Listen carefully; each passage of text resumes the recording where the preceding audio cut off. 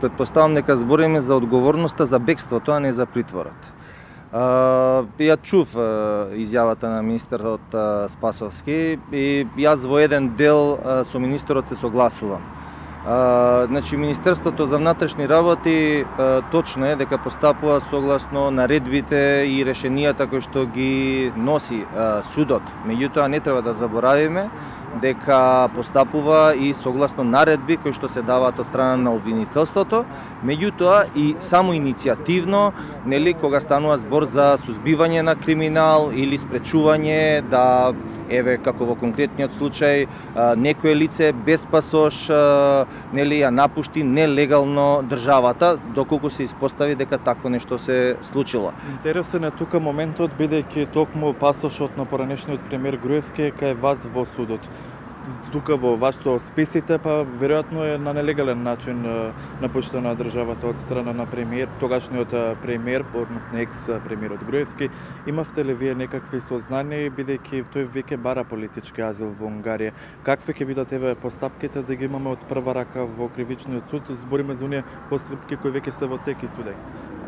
Пасошот на господинот Никола Груевски е одземен и дипломатскиот и неговиот личен пасош. Значи, два пасоша се одземени од господинот.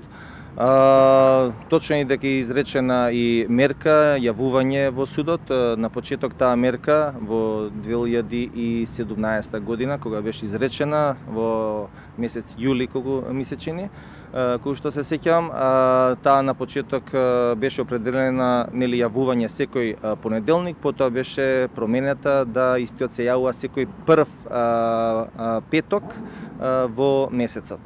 Редовно се пријавуваш? Да, редовно се, од она што јас го имам како информација, нели, извршивме проверки, увид во таа евиденција, значи редовно се има јавувано секој прв петок во месецот, што значи на 2 ноември оваа година исто така се има јавено и до сега го нема прекршено, ја нема прекршено таа мерка. Имаше ли индици дека Груевски на овој начин ќе се даде во бегство? Тој често доцнеше на судските рочишта. Во овие моменти политичкиот азил да не го заборавиме, каков ќе биде тука делот? Веројатно ќе се бара одложување, одвојување на постапката, раздвојување или судење во отсуство? Вака сега, најпрво сакам некои детали да ги појаснам и во врска да не заборавиме изјавата на министерот во делот за судот. Сметам дека тука не се согласувам со министерот дека вина има во судот. Сакам да ги појаснам надлежностите најпрво на судот. Определување на мерка притвор од страна на судот имаме исклучиво во ситуација кога тоа обвинителството го бара. Или по службена должност кога некоја мерка е прекршена од страна на лицето, обвинетото лице против кој се води постапката. Во случајот Тенк, од самиот почеток на подигање на обвинението до соопштување на одлуката од страна на обвинителството во ниеден момент не е побарана мерка притвор за обвинетиот Никола Груевски. Додека во истиот тој предмет по однос лицето осудениот сега Ѓоко Поповски при изрекување на пресудата, кога од страна на обвинителството беше побарана мерката притвор, судот го определи. Во таа смисла, значи, уште еднаш ќе потенцирам, не може судот само иницијативно да определува мерка притвор. Тоа е секогаш побарање на обвинителството.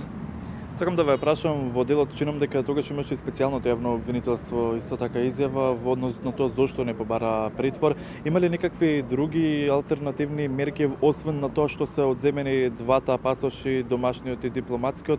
Дали можеби му е обезбеден имотот на Груевски? Видете, пасошот на Никола Груевски, пасошите на Никола Груевски и мерката јавување е определена во предметот Титаник. По однос сега да се ограничиме на предметот Тенк. Во тој предмет немаме никаков предлог ниту за обезбедување на некаков имот, ниту предлог за некаква си мерка за обезбедување негово присуство. Да појасниме, тоа СЈО треба да го побара. Да. Дали СЈО веќе побара распишување на меѓународна потерница? Видете сега, нели, од медиумите беше, нели, проследено по медиумите дека осудениот сега бегалец Никола Груевски се тагнал од Будимпешта.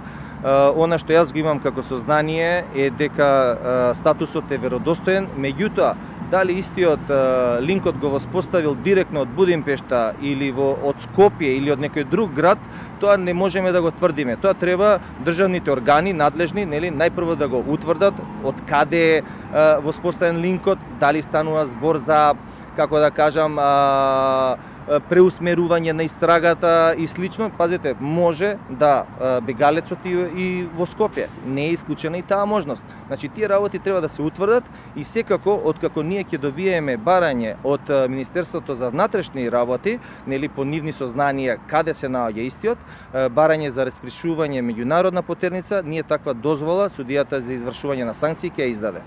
Значи, да констатираме и да поставиме прашање, има ли сомнежи во судот дека можеби некој друг го напишал таквиот статус на Facebook профилот на Никола Груевски, кој што е јавен и е веродостоен од страна на интернет страницата, популарната социјална? Значи, судот не може да ги цени таквите наводи, сепак за тоа ќе повторам, надлежно е МВР, пред се и над се. Тука произлегува и дополнително прашање, односно да се навратам повторно на барањето на политички азил. Како би се одвивале тука постапките? Дали би биле во отсуство, дали би биле раздвоени, бидејќи има идентичен всушност случај во предметот со прислушувањето, каде што се обвинети Горан Груевски и Никола Бошковски. Тие веќе имаат 2 судски спора во Грција и конкретно бараат политички азил и им се суди за лажните пасоши. Каков историјат би имало тука конкретно со веќе бегалецот поранешен премиер Груевски? Не би имал некој посебен коментар околу политичкиот азил. Знаете, колку што разбрав од медиумите, ако е навистина бегството случајно и бегалецот се наоѓа во Будимпешта, нема многу допирни точки помеѓу закани од убиство со политика, односно барање на политички азил. Македонија, низ која што транзитираат голем број на мигранти, често пати, значи, истите бараат да имаат некаков си политички азил и слично, тие често пати се одбиваат. Ова е сепак многу шпекулативно и сепак судот официјално не би сакал да се произнесува по однос тие шпекулации. Бидејќи се споменати заканите, можеби прашањето би било по-веродостојно да биде адресирано до МВР. Сега што ќе ви го поставам, но дали некакви сте добиле писмени информации од страна на поранешниот премиер или неговиот адвокатски тим дека кон него има закан?